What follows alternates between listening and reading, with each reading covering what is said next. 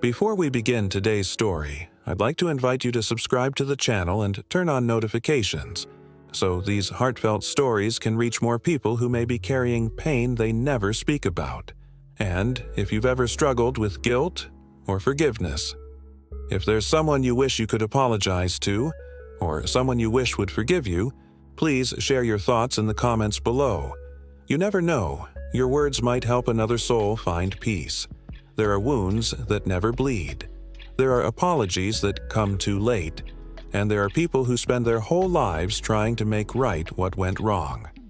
Today's story is titled, The Weight of Forgiveness, a story of guilt, love, and redemption. It's a story about a man haunted by a mistake that destroyed his family, and his desperate journey to find forgiveness, not just from others, but from himself. So sit back, take a deep breath, and let's begin. Ethan Cole was the kind of man everyone in town respected. Quiet, reliable, the sort of person you could trust with your home, your secrets, or your heart. He had built a simple but steady life in the small town of Ridgeview, where the river curved around fields of wheat and memories seemed to hang in the air like morning mist. He owned a small workshop near the edge of town, repairing furniture, restoring antiques, giving broken things a second life. People said Ethan had a gift, the patience to fix what others had already given up on. But what they didn't know was that some things can't be fixed. Every morning, he would unlock the workshop door at precisely 8 a.m., hang his brown leather jacket on the same rusty nail, and start sanding a piece of wood that didn't really need sanding. It wasn't about work. It was about silence, about keeping his hands busy so his mind wouldn't wander back to that night. The night everything changed. 3 years ago, Ethan had a family. A wife, Clara, who taught at the local school, kind, patient, with a laugh that could warm any room. And their son, Noah, a bright 8-year-old boy who loved drawing cars and rockets on every surface he could find. They were the picture of quiet happiness, until one rainy evening in November. Ethan had been drinking that night. Not much, he told himself, just enough to take the edge off. He had been working long hours trying to finish a client's order before Christmas. Clara had called him twice, asking when he'd be home. He promised soon, but soon stretched into hours. By the time he got into his truck, the rain was pouring so hard he could barely see the road. The wipers scraped back and forth, useless against the storm. He remembered turning onto Maple Drive, the same street his house was on, when suddenly there was a flash of light. Headlights, a horn, then impact. When he woke up, everything smelled of gasoline and wet asphalt. His windshield was shattered, his hands were bleeding. He stumbled out of the car, dizzy, confused, and then he saw it. A crumpled bicycle by the roadside, a small, still body beside it. It was Noah. The world didn't end that night. It just stopped making sense. Clara's scream still echoed in his mind, a sound he'd never forget. The police said it was an accident, that the storm and poor visibility were to blame. But Ethan knew better. He was the one behind the wheel. He was the one who promised to be careful. He was the one who took a drink when he could have gone home. And that drink, that one choice, had cost him everything. Clara never looked at him the same way again. For months, she tried to stay, to hold what was left of their marriage together, but every time she saw him, she saw their son's face. Finally, one morning, she packed a small suitcase, left her wedding ring on the kitchen table, and walked away without a word. Ethan didn't stop her. He couldn't. He didn't believe he deserved forgiveness. Now, 3 years later, he lived alone in a small apartment above his workshop. He had no family, no friends, no purpose beyond his work. The townspeople still greeted him politely, but behind their smiles, he saw the pity and the whispers that followed him wherever he went. Sometimes, late at night, he'd hear a bicycle bell echoing faintly in his dreams. He'd wake up in a cold sweat, whispering his son's name into the darkness. But even in his grief, Ethan found himself doing something unexpected, restoring old toys, broken chairs, and things for children. It was as if, in fixing what was damaged, he could undo a fraction of his sin. One rainy evening, much like the night of the accident, a stranger came to his workshop. An older man in a gray coat carrying a small wooden music box. "Can you fix this?" the man asked. His voice trembled slightly. Ethan nodded, taking the box in his hands. It was cracked along one side, the winding key missing. "It belonged to my daughter," the man said quietly. She passed away a long time ago. I just want to hear it play again." Ethan froze, his throat tightening. For a long moment, neither spoke. Then he said softly, "I'll do my best." As the door closed and the rain whispered against the windows, Ethan sat down and opened the box. Inside, the gears were rusted, the delicate tune trapped in silence. Something inside him broke. And yet, for the first time in years, he felt something else. A reason. He whispered to the empty room, "If I can fix this, maybe I can fix myself." That night, as thunder rolled outside, Ethan worked until his fingers bled, the sound of rain mingling with the ticking of broken gears. And somewhere deep within the storm, beneath the guilt and sorrow, a faint melody began to play. The rain hadn't stopped since the old man left. Ethan sat by the dim light of his workbench, his hands trembling as he examined the music box. It was a simple thing. Maple wood, carved with faint floral patterns, worn smooth by years of touch. The lid was cracked near the hinge, and a faint engraving shimmered beneath the dust. He squinted to read it. "For Emily, from Mom and Dad." Something about the name made his chest tighten. Emily. It felt familiar, though he couldn't recall why. He brushed it off. People named their children all sorts of things. It was just coincidence. That's what he told himself. Still, he couldn't shake the unease. He took out his small screwdriver set, carefully unscrewing the metal plate that covered the gears. Inside, he found a tangle of rust, a few bent teeth on the cylinder, and, to his surprise, a folded piece of paper wedged between the springs. Ethan hesitated. Then he unfolded it gently. The paper was yellowed and fragile, written in a child's uneven handwriting. "Dear Daddy, I miss you when you work late. Mommy says you fix things because you have a big heart. I love you. Emily." Ethan froze. The handwriting, the childish loops, the simple, innocent tone. It was like a message from another life. He set the note down carefully, staring at it until his vision blurred. He could almost hear Noah's voice, remember his son's drawings taped to the fridge, rockets, cars, stick figures holding hands. He whispered to the empty room, "I'm so sorry, kiddo." By dawn, he had restored most of the box. The gears were cleaned, oiled, and realigned. When he turned the new winding key, a soft melody filled the workshop. Slow, fragile, but heartbreakingly beautiful. It was a lullaby, one that seemed vaguely familiar. Ethan leaned back in his chair, closing his eyes. He could almost see Clara again, rocking Noah to sleep, humming softly while the rain fell outside. It was the same song. His chest ached with the weight of realization. Somehow, this wasn't just a random repair job. This music box, this man, had been brought to him for a reason. He needed to find out why.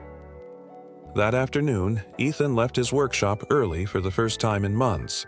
He tucked the restored music box into a small cloth bag and walked through the drizzle toward the town's edge, where the stranger had said he lived. The last house before the bridge. It was a quiet place. A narrow lane lined with willows, their branches trailing like tears in the rain. When he reached the final house, a weathered cottage with peeling paint, he hesitated. Then he knocked. The old man opened the door slowly, surprise flickering in his pale eyes. "You fixed it?" Ethan nodded, holding out the cloth bag. "It's working again. You can hear the song." The man's hands shook as he took the box. He set it on a small table near the window, wound it gently, and let the melody play. For a moment, both men just stood there, listening. The old man's eyes filled with tears. She used to dance to this song, he said quietly. Every night before bed. My Emily. Ethan swallowed hard. I found a note inside. The man smiled faintly. She was always hiding little notes, said they were memory seeds. So when we were sad, we could open something and remember love. The words cut deep. Ethan looked down, his voice barely a whisper. I lost someone too. The man nodded slowly. Grief doesn't fade, son. It just changes shape, but the love stays. They sat for a long while in silence, two broken souls sharing the same storm. Then the man turned toward him. You've got eyes like someone who's been carrying a heavy cross. Tell me, what is it you're trying to fix, really? Ethan hesitated. The truth was something he rarely said aloud. My son, he finally said. I was driving that night. It was raining hard. He didn't make it home. The old man didn't speak. He just looked at him with quiet understanding. After a while, he said, You're not fixing wood or metal, son. You're trying to mend your soul. But that can't be done with tools. Ethan looked up, eyes glistening. Then how? The man smiled sadly. By forgiving yourself, by doing good for others until your heart remembers how to breathe again. He gestured toward the music box. This is how we keep love alive. We give it forward. Ethan didn't reply. He couldn't, but something inside him shifted, a small, fragile crack in the wall he'd built around his heart. That night, when Ethan returned to his workshop, he didn't turn on the lights. He just sat there, listening to the sound of rain tapping against the roof, the same rhythm that once haunted him. For the first time in 3 years, it didn't sound like punishment. It sounded like forgiveness. Slow, hesitant, but real. He took the folded note from his pocket, the one signed Emily, and placed it inside his wallet beside Noah's photo. Then, with trembling hands, he whispered into the dark, If fixing what's broken can help someone else heal, maybe that's how I heal too. The next morning, Ethan hung a new sign outside his shop. It still read Cole's Restorations, but underneath, in smaller letters, he added, For broken things and broken hearts. The morning light filtered through the dusty windows of Cole's Restorations, turning the workshop into a canvas of gold and gray. Ethan had been up since dawn, his hands working steadily, his mind quiet for once. The new sign outside still smelled of fresh paint, for broken things and broken hearts. He wasn't sure why he'd written that second line, maybe for himself, maybe for people like the old man with the music box, maybe for anyone who still believed in mending what time had torn apart. As he polished the last edge of a wooden frame, the doorbell chimed softly. Be right with you, he called, wiping his hands. Then he turned and froze. Standing in the doorway was Clara. For a long moment, neither spoke. The raincoat draped over her shoulders was damp, her hair slightly tousled by the wind. But her eyes, those same deep brown eyes, held that mix of strength and sadness he'd always known. Hi, Ethan. His voice caught. Clara. She managed a small, uncertain smile. It's been a long time. 3 years. 3 long years since the funeral. Since the shouting. Since the night she'd said, I can't live in a house full of ghosts. And now, here she was, standing in his workshop where the ghosts still lived. He gestured awkwardly toward a chair. You want to sit? Thanks. She sat, glancing around. The shelves were stacked with half-fixed clocks, cracked violins, chipped picture frames, each one a story in progress. I heard about your shop from Mrs. Turner, she said softly. She said you fixed her husband's old radio. She also said you were different. Ethan tried to smile, but it came out brittle. Guess time does that to people. Clara's gaze fell on a familiar object, the restored music box resting by the window. That's beautiful, she said. Where did you get it? A customer brought it in. It belonged to his daughter. Clara reached out, tracing the carved lid. "It looks just like the one we gave Noah when he was born." Ethan's breath hitched. He hadn't thought of that in years. The tiny blue box, the way baby Noah's fingers had curled around it when Clara wound the key. "Yeah," he whispered. "It does." They sat in silence, the melody from the box filling the room once again. It was the same lullaby. Clara blinked, recognizing it immediately. "You remember this song?" Ethan nodded. "You used to hum it every night." Her lips trembled slightly. "He loved it.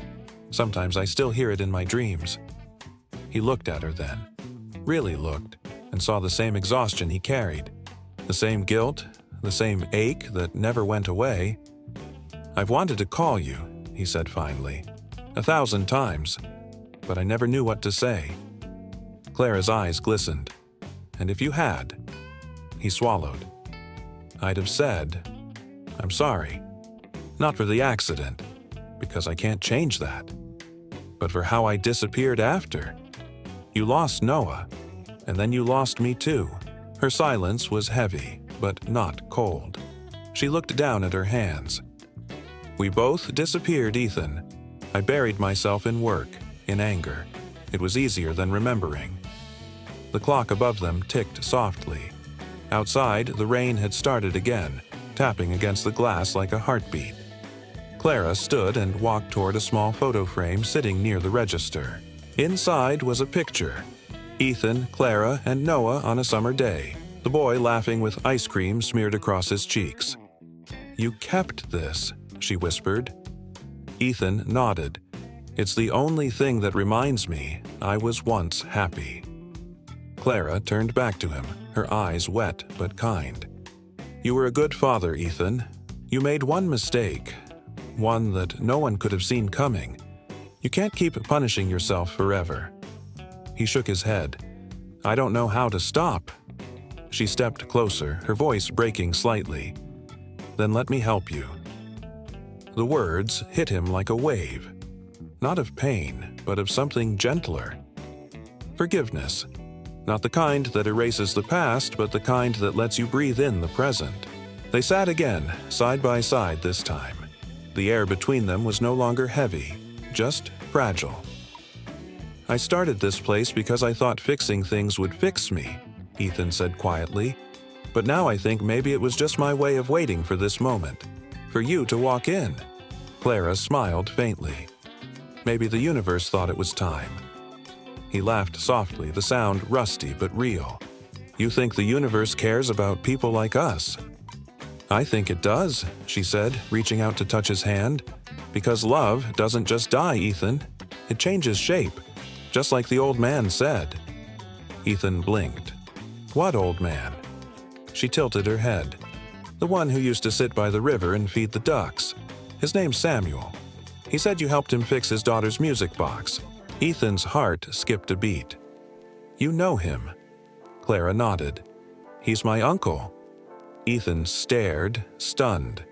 The coincidence felt too perfect, too deliberate, as if the world itself had conspired to stitch two broken souls back together.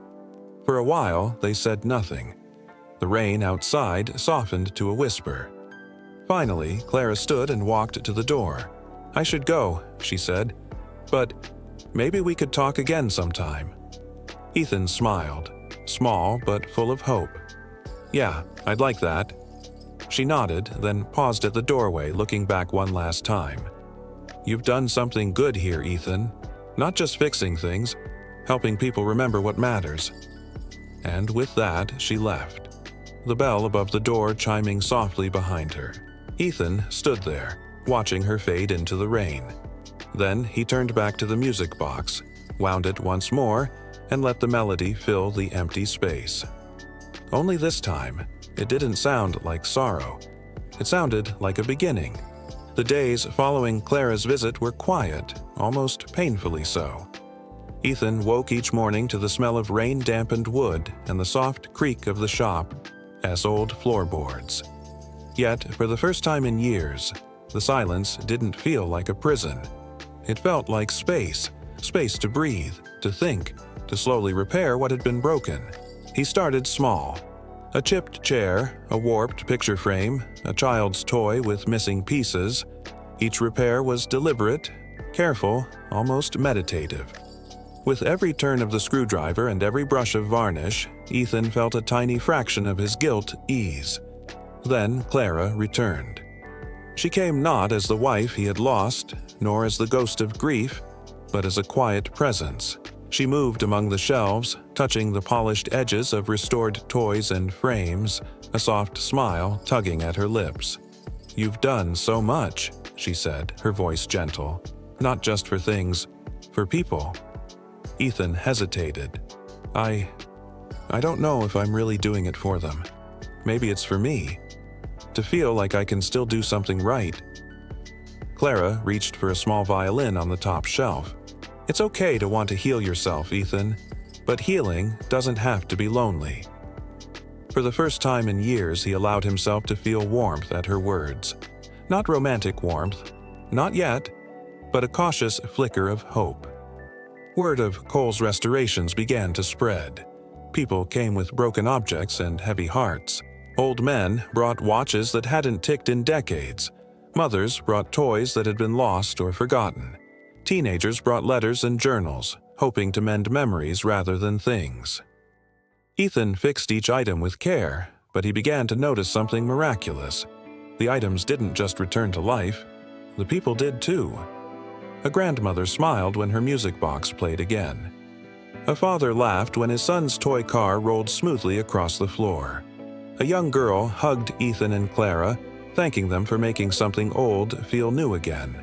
With every grateful smile, every tear shed in quiet relief, Ethan realized this was his redemption in motion, not as a father to Noah. That loss could never be replaced, but as someone who could transform sorrow into something meaningful for others. One evening, after the shop had closed, Ethan and Clara sat by the window. Rain tapped gently against the glass. Noah's old music box rested on the counter, softly playing its fragile melody. "I never thought I'd be here again," Clara said, watching the storm outside. "Not just in the shop. Not like this, with you." Ethan shook his head. "Neither did I. I didn't think forgiveness was possible. Not from anyone. Not even from myself." She reached for his hand lightly. "Then maybe it's time you stop punishing yourself. Look at what you've done. Look at what you're doing now. You're helping people heal. That counts. That matters." He exhaled slowly, feeling years of guilt loosen its grip, even if only slightly. "I want to believe that someday it will be enough." Clara's eyes softened. "It will, because redemption isn't about erasing the past. It's about what we do with what remains." Weeks passed, and the shop became a quiet sanctuary. The community began to rely on Ethan and Clara, not just for repairs, but for the reassurance that even broken things and broken hearts could be restored. Ethan found himself laughing more often, sharing small memories of Noah with Clara, carefully, reverently, without pain, letting those memories be a bridge rather than a weight. One evening, as the sun dipped below the hills, Clara and Ethan carried a restored chest to an elderly couple's home. They placed it gently in the living room, the old wood gleaming under the soft light. "Thank you," the couple said, tears in their eyes. It's more than just a chest. It's a memory of what we've lost, and now, what we can hold on to again." Ethan nodded, feeling a quiet sense of peace wash over him. Later, as they walked home under the stars, Clara nudged him playfully. "You know, for a man who spends his life fixing things, you're doing a pretty good job of fixing yourself, too." He chuckled, the sound light and free. "Maybe. But I couldn't do it without someone reminding me that people, and love, are worth trying for." She smiled. "We're both learning, I guess, that redemption isn't a destination. It's a journey." Ethan looked up at the sky, the constellations shining faintly through the clearing storm. He thought of Noah, of the old man's Emily, of every small act of kindness they had performed that week. Each one was a note in a melody of healing, imperfect but beautiful. Then let's keep walking, he said softly. Together. And Clara squeezed his hand, and for the first time in years, Ethan believed that some wounds could be soothed, some mistakes could find a measure of forgiveness, and even a broken heart could beat again. The morning had started like any other at Cole's Restorations. Ethan was meticulously sanding a cracked tabletop, and Clara was arranging a stack of repaired letters, old photographs, and worn music boxes on a shelf by the window. The sun streamed weakly through the clouds, painting everything in a soft golden hue, a fragile promise of warmth. But life, Ethan knew, never stayed gentle for long. The doorbell chimed sharply. Ethan looked up. A stranger stood in the doorway, rain still dripping from his coat, a stiff expression etched across his face. "I'm looking for Ethan Cole," the man said. His voice carried a hard edge, the kind that made people flinch. "That's me," Ethan replied cautiously, wiping his hands on a rag. "Can I help you?" The man didn't answer immediately. He stepped inside, his eyes scanning the workshop as if searching for a hidden truth. Finally, he held out a folded letter, yellowed and worn. "Do you know this?" he asked. Ethan took it, heart tightening as he unfolded the paper. The handwriting. It was unmistakable. Clara's handwriting. The words on the page made his blood run cold.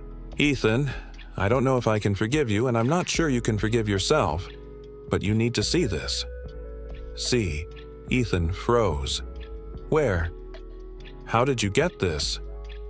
The stranger's lips pressed into a thin line. "I'm a lawyer. I handle estate matters.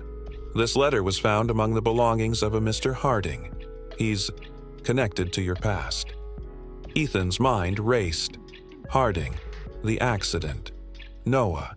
Clara stepped forward cautiously, her eyes sharp now. "Ethan, you have to read it. It's important."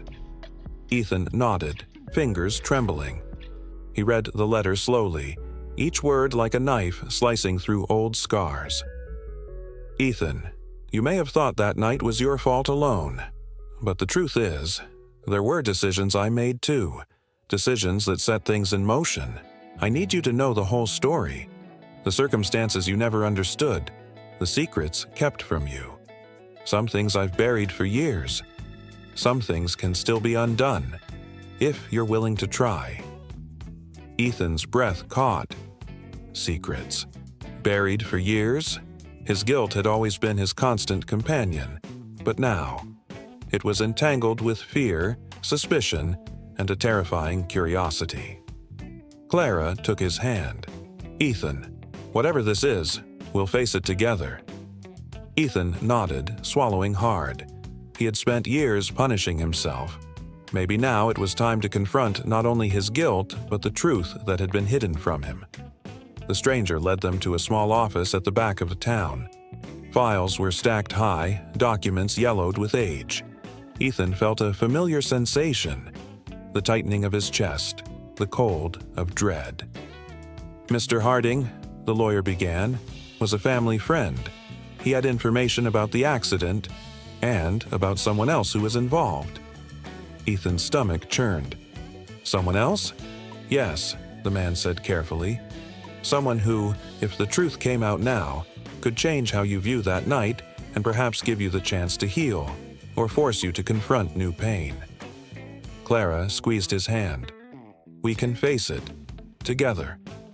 Ethan nodded. His heart pounded. Could this be the chance for redemption he had been waiting for? Or would it be another blow to a heart already shattered? The lawyer opened a folder revealing photographs, statements, and letters. Ethan's hands shook as he looked at the first image.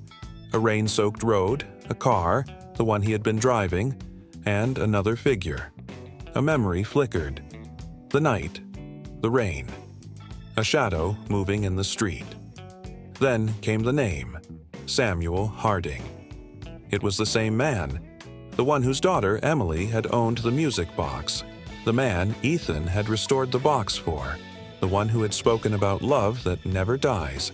And in the documents, evidence that Samuel had tried to intervene that night, trying to warn Ethan's distracted driving, but was too late. Ethan's breath caught. He tried to stop it?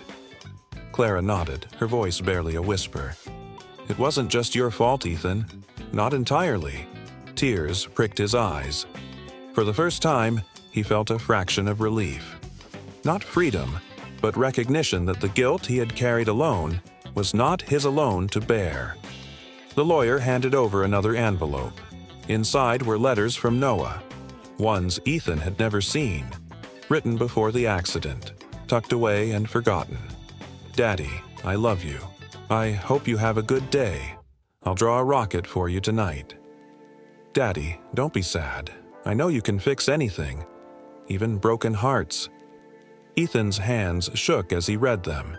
He sank to the floor, the letters clutched to his chest.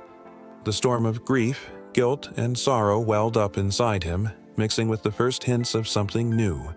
Forgiveness. Clara knelt beside him. Ethan, you can't change the past, but you can still live. You can still be the man Noah believed you could be. Ethan looked at her, voice trembling. I don't know if I can forgive myself. She smiled gently. Then let's start small. Together. Outside, the rain had stopped. The world was quiet, washed clean. And for the first time in years, Ethan felt a fragile sense of hope. He realized that redemption wasn't a single act, nor a single moment. It was a journey. One filled with challenges, revelations, and choices that could either break him or set him free. And as he stepped back into the rain-slick streets with Clara by his side, Ethan knew he was ready to face whatever shadows remained. Not alone, but with the possibility of forgiveness lighting the path ahead. The morning after the revelation, Ethan awoke to a soft drizzle. He walked down the streets of Ridgeview slowly, the damp air filling his lungs. Every step felt heavier than the last, yet somehow lighter, as if the weight of carrying guilt alone had finally started to lift. Clara joined him at the workshop later, holding 2 cups of coffee. Ready for today? She asked. Ethan nodded. I think we need to go see Samuel, face the past, for real this time. Clara smiled softly. I'll be there with you. Samuel Harding lived in a modest house at the edge of town, the same one where Ethan had delivered the music box weeks ago. Today, however, the visit was not about fixing an object. It was about repairing broken bonds. Ethan knocked on the door. Samuel opened it slowly, his face wary but not hostile. I wasn't expecting you so soon, he said. I need to talk to you, Ethan replied, about that night. About everything. Samuel gestured for them to enter. Inside, the room smelled faintly of cedar and old paper. Sunlight fell across the table where the music box rested, its melody paused but waiting. Ethan began cautiously. I need to know everything. About that night, your daughter, and your involvement. I've been punishing myself for years. Samuel's eyes softened. Ethan, I've wanted to tell you before. I didn't because I didn't want to relive it. I thought keeping it buried would protect everyone, but maybe it didn't protect anyone at all. He explained slowly, carefully, how he had tried to intervene that stormy night, signaling Ethan to slow down, but the rain and chaos made it impossible. How his own fear had frozen him in place, how he had blamed himself quietly for letting tragedy happen. Ethan listened, each word lifting a fraction of the guilt he had carried. It wasn't just my fault, he whispered. No, Samuel agreed. It was a series of mistakes and misfortune, but that doesn't mean you stop trying to do right from now on. They spent the day talking, first about that night, then about their lives afterward. Samuel revealed regrets, small losses, and missed opportunities. Ethan shared his journey with the workshop, the music box, and how he had been trying to make amends, one repair at a time. Samuel nodded, a glimmer of understanding in his eyes. You've been carrying this weight, Ethan, but maybe it's time to share it, not bear it alone. Maybe we can do something together to honor what was lost. Clara suggested they restore a few of Samuel Icha's old items that had belonged to Emily. A set of painted blocks, a rocking chair, a stuffed bear with a torn ear. "We can make them whole again," she said, "for her memory and for us." Ethan hesitated. Then he smiled faintly. "Yes, let's do it." Over the next weeks, the trio worked together in the workshop. The rhythm of restoration became a rhythm of healing. Each repaired object was a small victory, a reminder that even broken things could be made functional, even if they carried their scars. Samuel often watched Ethan, marveling at his patience. "You've changed," he said one afternoon. "You're not just fixing things, you're fixing yourself, and helping me too." Ethan nodded, feeling something shift inside him. He realized forgiveness was not a singular act, but a series of conscious choices, choosing to help, to heal, to reach out, to connect. Clara stayed by his side, offering quiet encouragement. Their partnership was no longer defined by grief, but by purpose, a shared mission to bring life and love back into objects, people, and hearts. One rainy evening, after finishing a restored toy chest for a local child, Ethan stepped outside. The air was damp but sweet with the smell of wet earth. The river nearby reflected the soft, fading light of sunset. Clara joined him, slipping her hand into his. "Do you feel it?" she asked. "What?" Ethan replied. "This peace, not perfect, not forgetting, but knowing we're moving forward." He nodded. The past was still present, but it no longer ruled him. He could honor Noah, the mistakes, and the pain, without letting it consume him. Samuel arrived with a small music box. "For you both," he said, a reminder that some melodies never end, even if they're broken for a while. Ethan accepted it, winding the key gently. The soft, fragile tune floated into the twilight, carrying memories, regrets, and the faintest hint of hope. That night, Ethan returned to his apartment above the workshop. He sat by the window, listening to the city quiet, the rain gone, the melody lingering in his mind.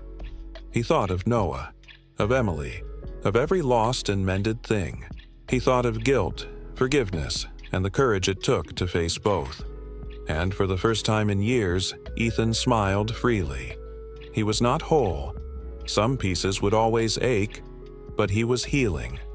Step by step, restoration by restoration, and melody by melody, he was learning to live again. The morning light was pale and misty over Ridgeview, painting the streets in muted shades of gray. Ethan unlocked the doors of Cole's Restorations and inhaled the familiar scent of wood, varnish, and old paper. Today marked the start of something new, the beginning of a plan he and Clara had been quietly discussing for weeks, expanding the workshop into a community space for restoring memories, not just objects. Clara arrived shortly after, her smile warm despite the drizzle. "Ready for the first day of the new chapter?" she asked, handing him 2 mugs of coffee. Ethan nodded, taking a deep sip. "I think so. Let's see if the town is ready to let us help them heal too." By mid-morning, a small line had formed outside the workshop. Families, elderly residents, and even some teenagers with battered keepsakes waited patiently. Each carried items steeped in memories. A cracked photo frame, a teddy bear missing an eye, a music box long silent. Ethan and Clara moved among them, offering reassurance.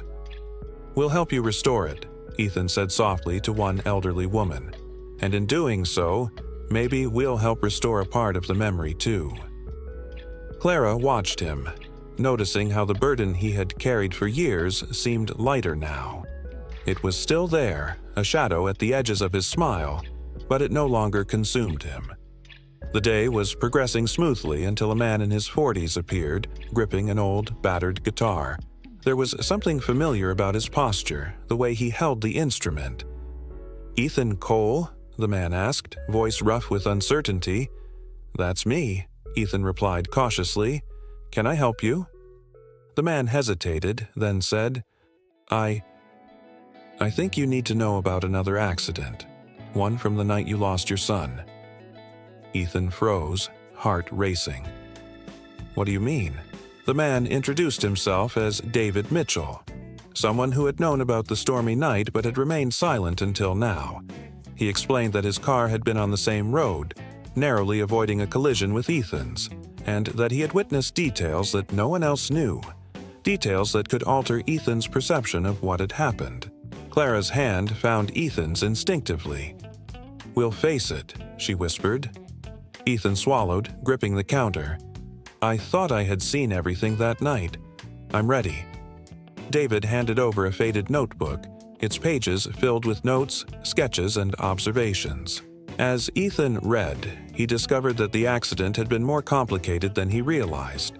A series of unfortunate events, some unavoidable, some the result of human error. But there was also hope embedded within the revelation. David explained how Ethan's quick thinking, even in his guilt-ridden state, had prevented further tragedy. One life that could have been lost had been spared because of him. The weight in Ethan's chest shifted slightly. For the first time, he could see the balance. Not just the loss, but the lives he had quietly protected since that night. Over the next weeks, the workshop thrived. People came not only for repairs but for connection, guidance, and understanding. Ethan found that helping others heal created a feedback loop of redemption. The community's gratitude, their trust, and their willingness to share their stories began to fill the hollow spaces he had carried for so long. Clara and Ethan worked side by side, restoring objects and lives simultaneously. The music box, once a symbol of pain, now represented resilience.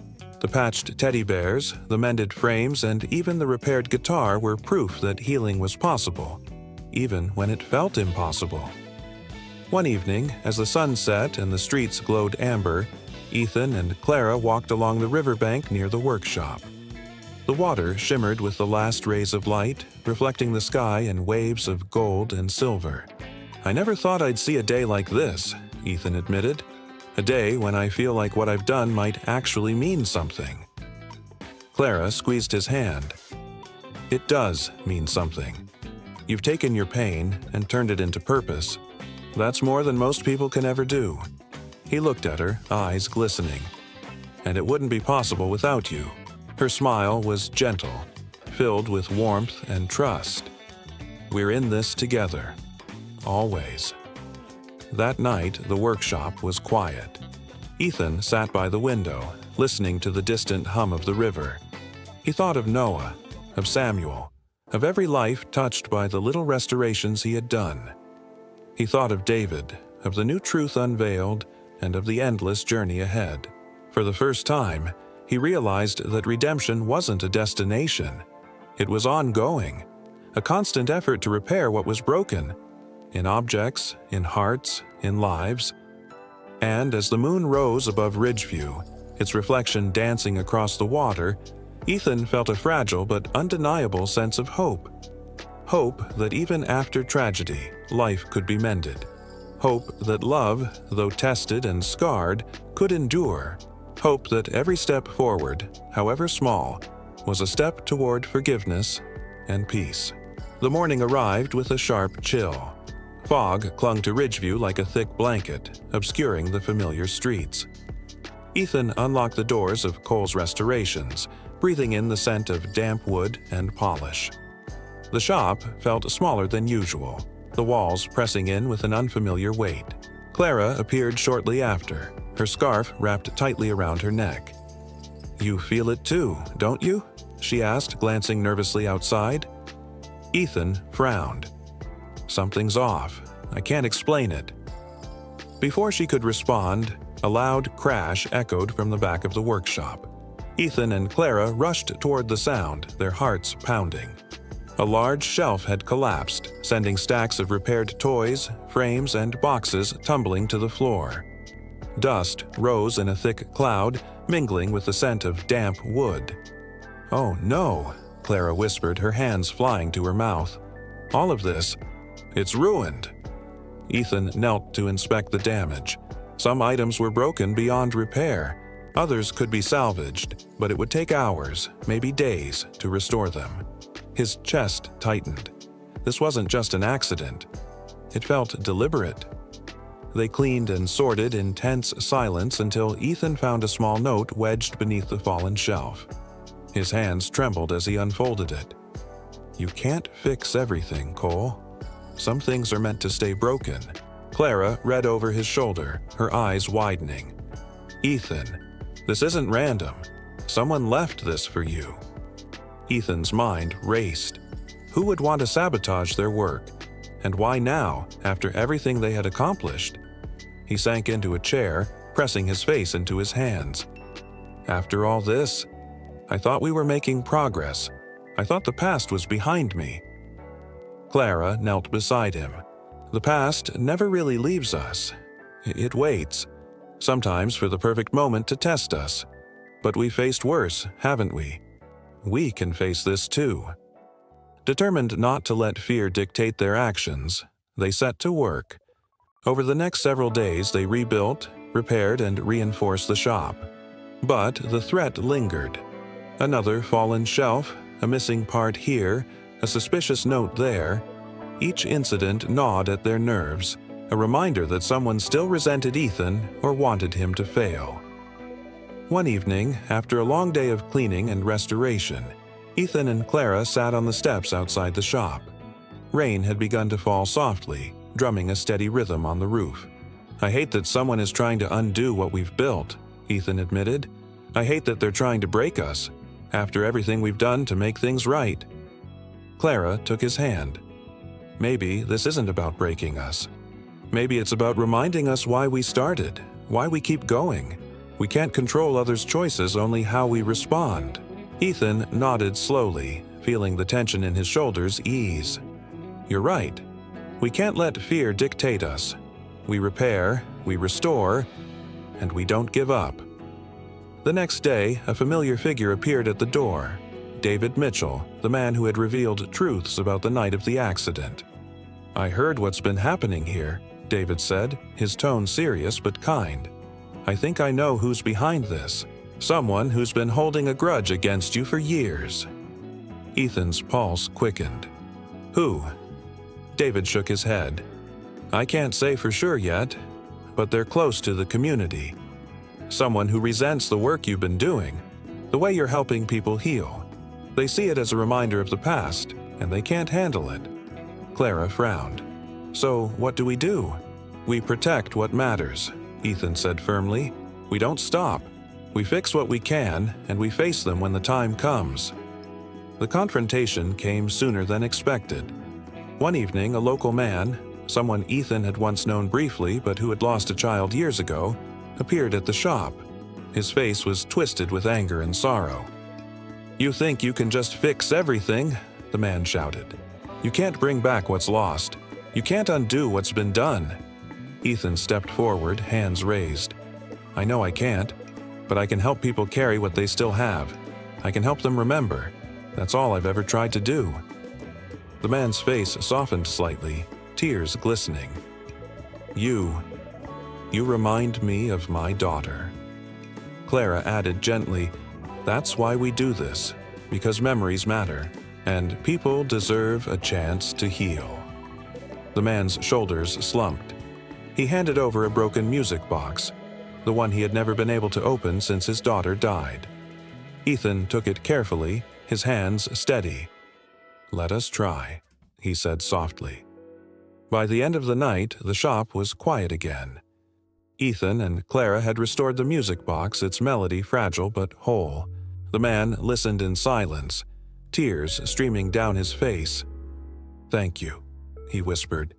"You've given me something I thought was gone forever." Ethan watched him leave, a sense of calm washing over him. The storm, both literal and emotional, had passed. Clara leaned against him. "See? Even the hardest storms can lead to something good." Ethan nodded, feeling the truth in her words. "We'll keep going. Together. No matter what comes next."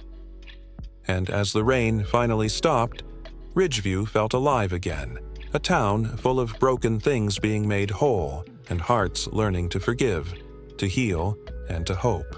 The sun rose over Ridgeview with a brilliance that felt almost unreal after weeks of rain and fog.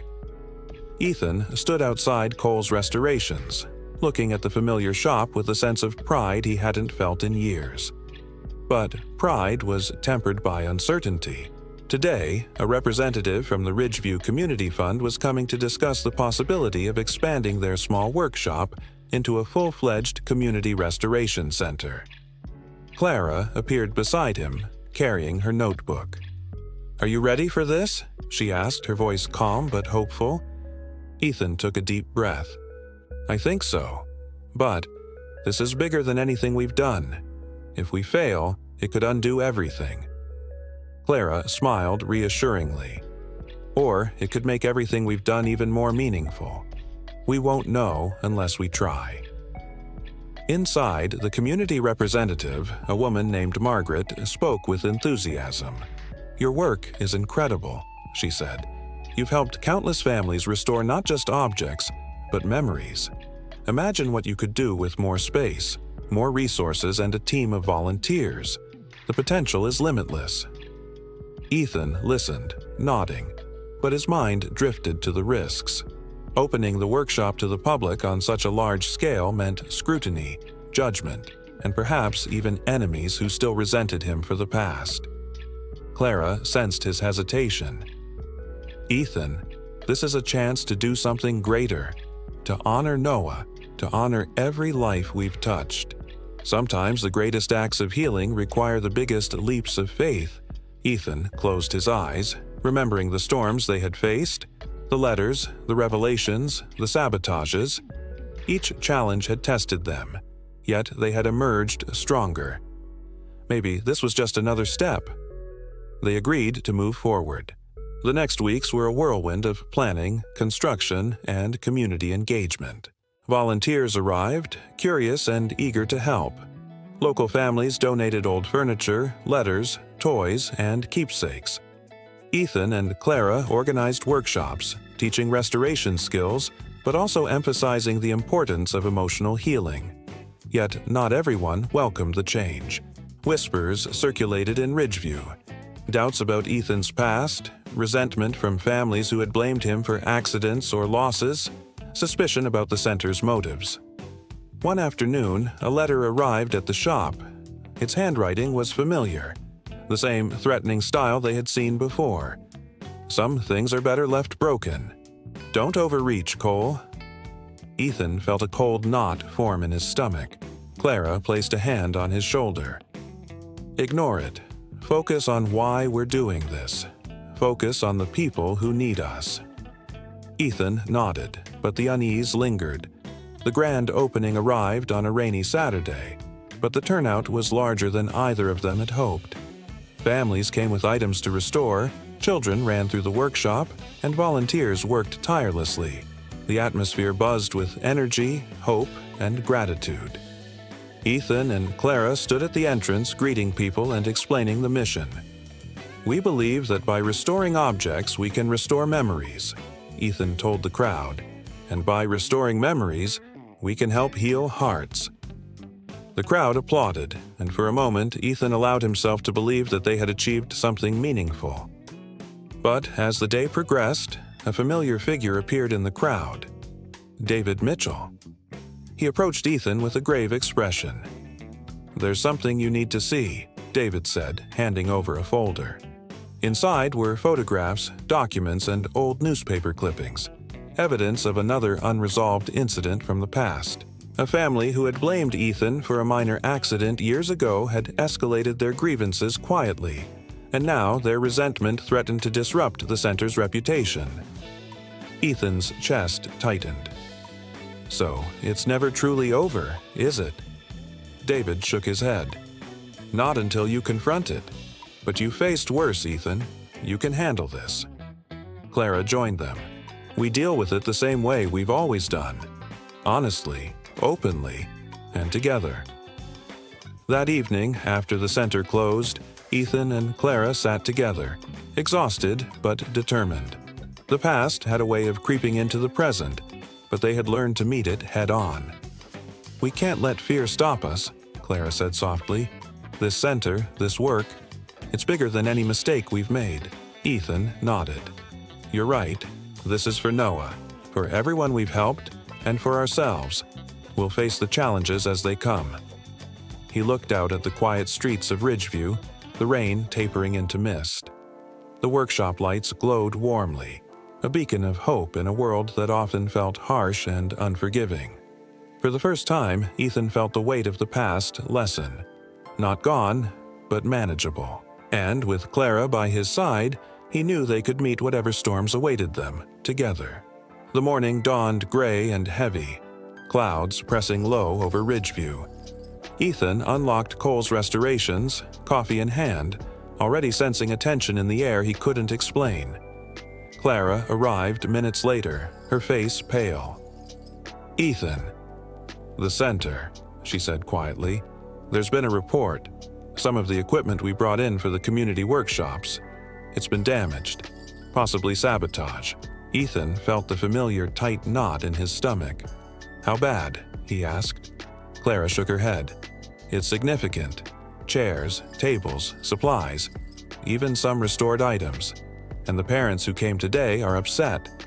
They're talking about taking their children elsewhere." Ethan's fists clenched. "Not now. Not after everything we've done." They hurried to the center. The sight was disheartening. Overturned tables, broken tools, torn papers. A few volunteers tried to clean up, but the sense of betrayal hung heavy. Ethan walked through the chaos, breathing deeply to steady himself. He had faced threats, letters, and accidents before, but seeing the tangible damage, the trust of the community shaken, cut deeper than any letter or note ever could. Clara joined him, placing a hand on his arm. "We fix this, Ethan, like we always do. But first, we need to show the community we haven't given up on them." He nodded, a spark of determination returning. "Then let's start by being honest. Tell them what happened, ask for their patience, and offer them a chance to help repair it." They gathered the community that evening. Ethan stood in front of the group, taking a deep breath. "Something happened today," he began, voice steady but heavy. "Some of the workshop supplies were damaged. We don't know why yet, but I want to ask you, our neighbors, our friends, the people we serve, to help us rebuild. Together." The crowd murmured, uncertainty and frustration mixing with curiosity. Clara stepped forward. "We've all faced challenges in life. Sometimes people hurt us, intentionally or not, but the choice is ours. Do we let it break us, or do we rebuild, stronger and wiser?" Slowly, hands raised. Volunteers and parents stepped forward, offering to repair, clean, and restore. One mother handed Ethan a stack of cloths. "We trust you. Let's fix this together." Ethan felt a lump rise in his throat. The community, his town, once full of whispers and doubt, was choosing trust, even after disappointment. Over the next week, Ridgeview became a hive of restoration. Broken furniture was mended, scattered papers were organized, and damaged items were carefully repaired. The center buzzed with purpose and collaboration. Ethan noticed a subtle change in the town's attitude. What could have been resentment turned into unity. People shared their own stories of loss and recovery, inspired by the example set by Ethan and Clara. One afternoon, David Mitchell arrived again, carrying a large, battered chest. "I think this belongs to one of the families here," he said. "It was damaged in the storm, or maybe the sabotage, but it can be fixed." Ethan and Clara worked side by side, sanding, polishing, and reassembling each piece. The process was painstaking, but it became a metaphor for the healing of the community. That evening, after the last piece was restored, Ethan stepped outside, looking at the rain-slick streets. He could see the lights of the center glowing warmly, a beacon against the gray. Clara joined him, wrapping an arm around his waist. "We did it," she said softly. "We didn't just fix the furniture. We repaired trust." Ethan nodded, his gaze lingering on the glowing windows. It wasn't just us. The community helped. They believed in the work, in us, even when it was hard to trust. Clara smiled. That's the lesson. Healing isn't one-sided. Forgiveness isn't given. It's shared. And trust can be rebuilt, even after betrayal. Ethan felt the truth of her words seep into him. For years, he had carried guilt and fear alone. Now, he understood that redemption was never solitary. It was collective. It involved family, friends, neighbors, and strangers alike, anyone willing to extend a hand and a heart. Later that night, as they closed the center, Ethan and Clara sat in silence, listening to the soft hum of the town settling down. "Do you ever think the past will stop testing us?" Ethan asked quietly. Clara shook her head. "The past will always be there, but what matters is how we choose to meet it, with courage, patience, and love." Ethan smiled, feeling a warmth he hadn't felt in years. The storm had passed, but the lessons remained. Pain could be transformed into purpose, guilt into action, fear into connection.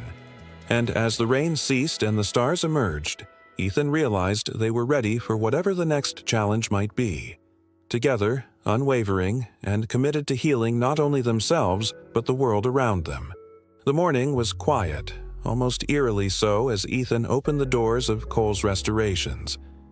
The calm after weeks of storms felt fragile, like glass teetering on the edge. Clara arrived, her expression calm but alert, as if she sensed that today's serenity was only temporary. Before Ethan could greet her, his phone rang. It was a number he hadn't seen in years. The hospital from the neighboring city. His hands trembled as he answered. "Mr. Cole," a nurse's voice asked, "we're calling about your brother. He's had a serious accident. He's asking for you." Ethan's chest tightened. His older brother, Michael, had been estranged from him for over a decade. They hadn't spoken since the fight that followed their father's funeral, an argument over responsibility, inheritance, and what Ethan had always thought was betrayal. I'll be there," Ethan stammered. Clara placed a hand on his arm. "We'll go together. You're not alone in this." The hospital smelled of antiseptic and muted despair. Ethan found Michael lying in a hospital bed, pale and frail, hooked to monitors. The years of silence between them pressed heavily in the sterile room. Michael's eyes flickered open. "Ethan," he whispered, his voice strained. I'm sorry for everything." Ethan swallowed, emotions clashing, anger, grief, guilt, and an old ache he had long buried. "You left. You walked away when I needed you most. Do you have any idea what that cost me?" Michael's lips trembled. "I know.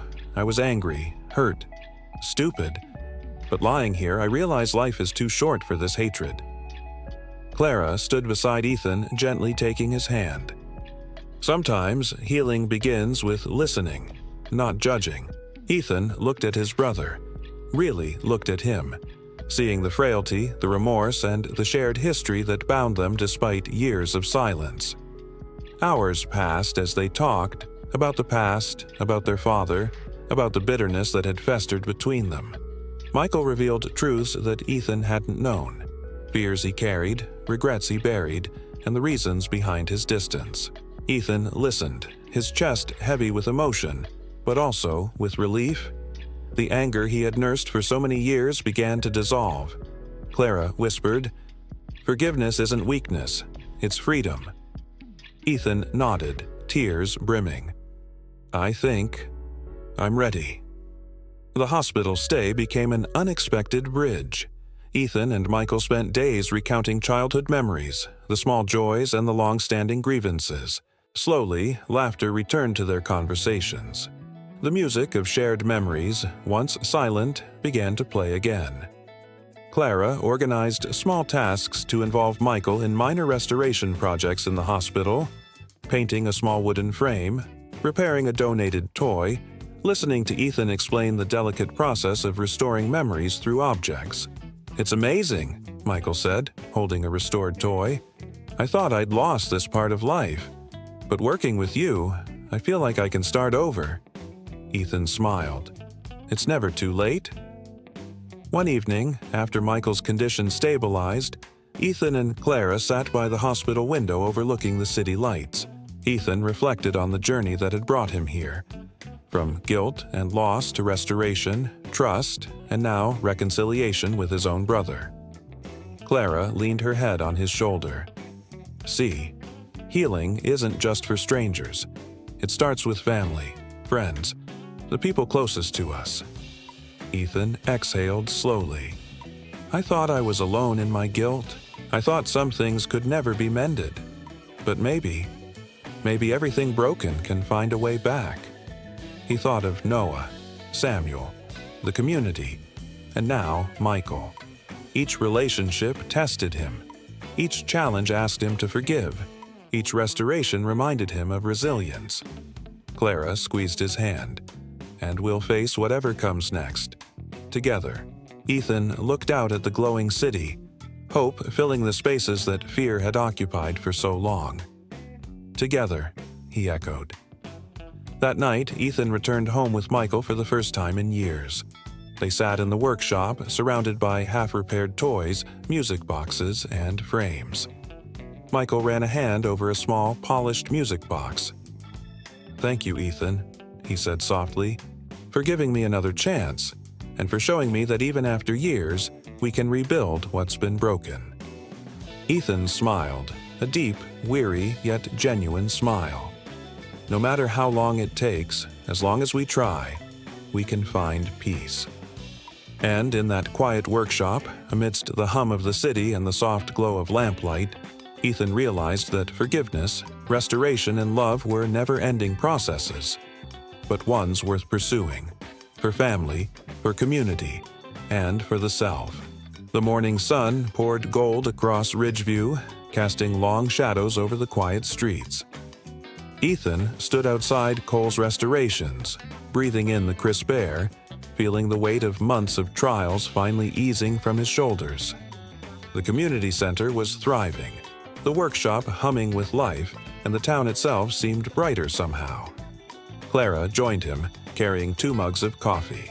"It feels different today," she said softly, "like the calm after a long storm." Ethan nodded. "It's not perfect, nothing ever is, but everything feels possible."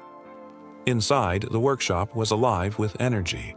Children painted small wooden frames, volunteers repaired toys, and elderly residents carefully restored heirlooms. The air was filled with laughter, chatter, and the occasional melodic tune from a music box.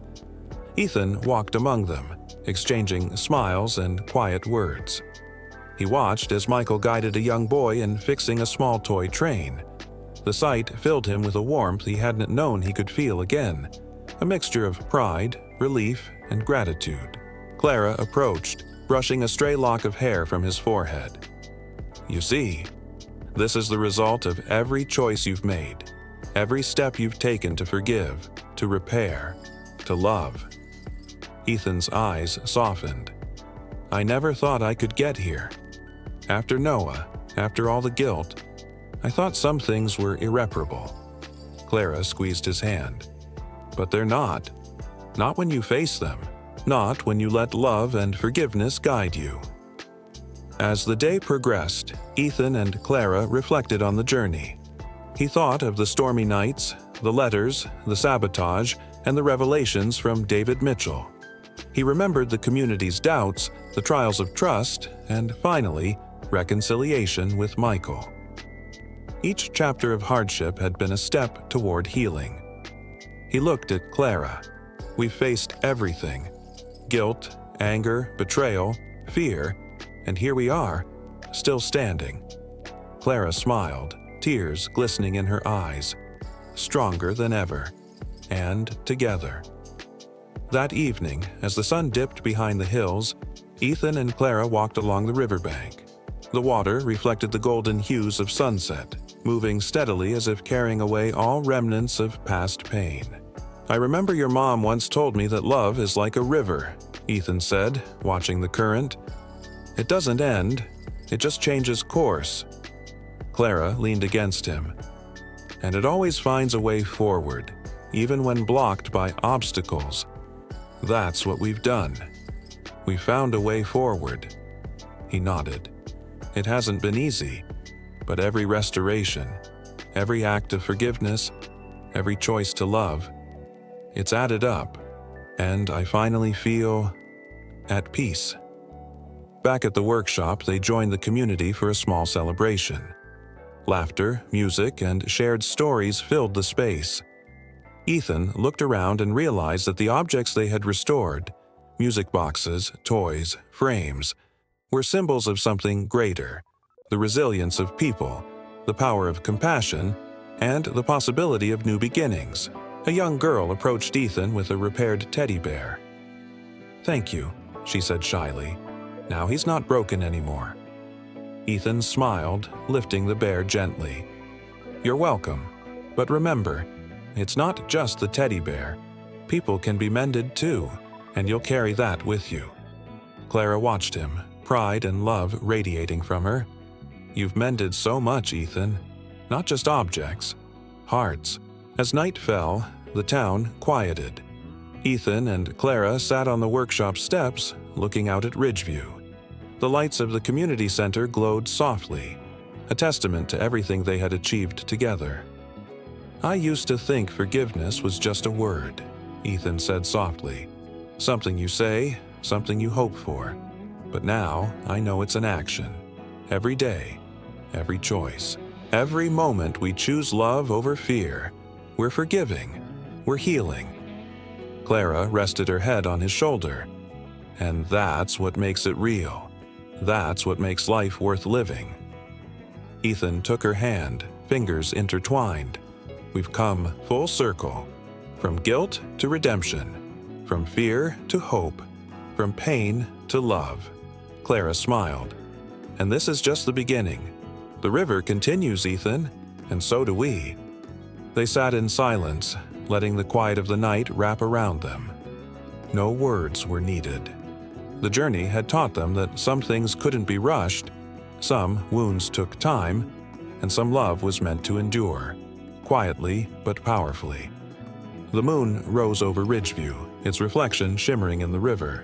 Ethan and Clara watched as the water flowed endlessly, carrying with it the lessons of the past and the promise of the future.